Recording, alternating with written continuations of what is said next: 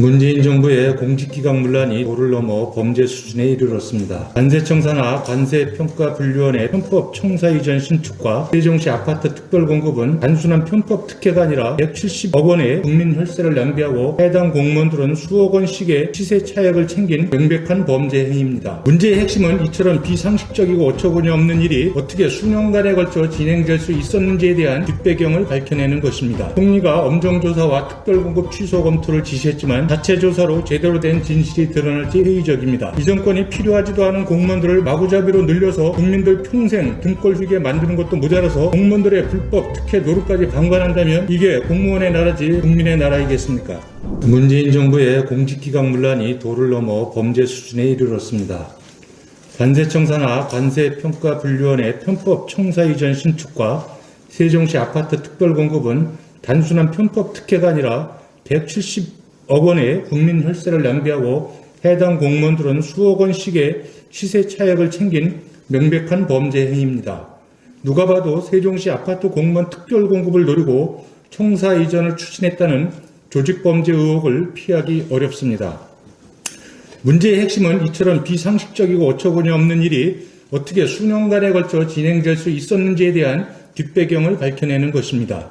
총리가 엄정조사와 특별공급 취소 검토를 지시했지만 자체 조사로 제대로 된 진실이 드러날지 회의적입니다.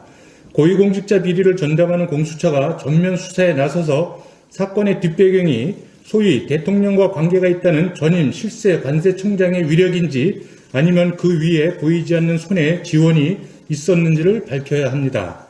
관세청은 이전 대상이 아닌 관평원의 세종시 이전을 밀어붙였고 기재부는 행안부의 적정성 여부도 확인하지 않은 채 묻지마 청사 신축 예산을 편성해 주었습니다.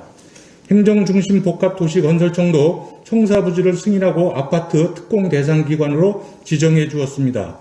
정부 체계상 상식적이지 않은 일이 일사천리로 진행됐습니다. 뒤늦게 행안부가 제동을 걸었지만 공사는 강행됐습니다. 정부 조직과 인력을 총괄하는 행안부의 제지를 무시하는 일은 통례상 있을 수 없는 일입니다. 어찌된 일인지 행안부의 감사원 공익감사 청구도 유야무야 됐습니다.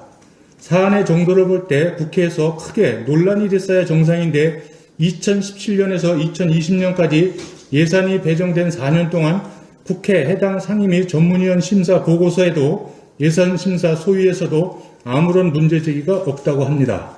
정말 수상한 일 아닙니까? 어떻게 이런 일이 가능한지 대다수 공무원들은 고개를 갸웃합니다. 공수처가 전면에 나서고 수사 인력이 부족하면 검찰과 협업해서라도 공무원 조직범죄의 성격이 짙은 이 사건의 실체를 밝혀 공수처의 존재 이유를 보여주기 바랍니다.